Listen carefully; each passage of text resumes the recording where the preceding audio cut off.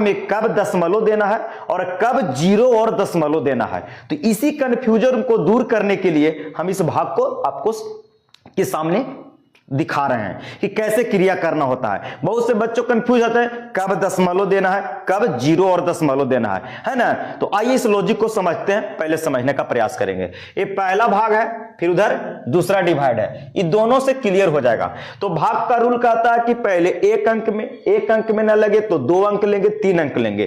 तो 6 से भाग दिया जाए तो 6 एकम 6 लगेगा, घटाएंगे तो 0 हो जाएगा, कैंसिल, 0 बचेगा, कटकुट। अब ऊपर से कितना उतरेगा तो 3 उतर जाएगा, 3 उतार दिए। डिवाइड में एक अंक उतरता है अपन मन से। अब 6 से तो 3 में नहीं लग रहा है, तो पड़ोसी वाले उतारने के लिए, बगल वाला लाने के लिए उसको हम लोग क्या करते हैं, 0 देते हैं। यानी कि बच्चा जी यहां से 0 बार में लगाएंगे, है ना। यानी कि जब इसे 0 बार में लगाएंगे तो पड़ोसी को लाने के लिए लड्डू देंगे, आ जाएगा 1। अब हो गया 31। अब क्या करेंगे कि यहां पे 31 हो गया। अब 6 से 31 में लगेगा, 6 पंचे 30 और 1 में से 0 जाएगा 1, 3 में से 3 जाएगा 0, यानी कैंसिल हो गया।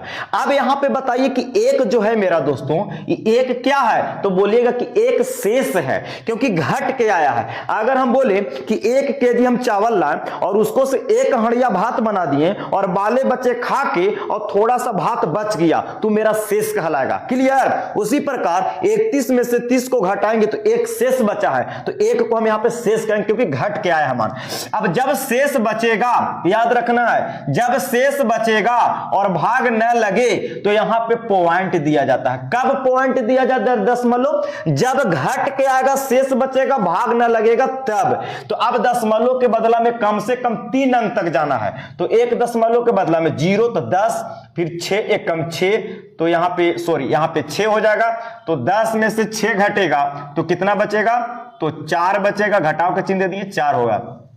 फिर दशमलव के बदला में 0 देंगे, है ना। 1 दशमलव के आप 3, 4 अंक, 5 अंक तक जा सकते, कम से कम 3 अंक तक जाइएगा, आपका भाग जो होगा वेरीफाई हो जाएगा, कोई दिक्कत ना होगा। फिर दशमलव के बदला में 0, फिर 6 छक 36 हो जाएगा। फिर घटाएंगे तो यहां पे कितना बचेगा, 4 बचेगा। फिर दशमलव के बदला में 0, फिर 6 छक 36 देंगे। इसका मतलब कि बार बार अभी रिपीट करेगा, तो 4 मेरा क्या बच गया, शेष।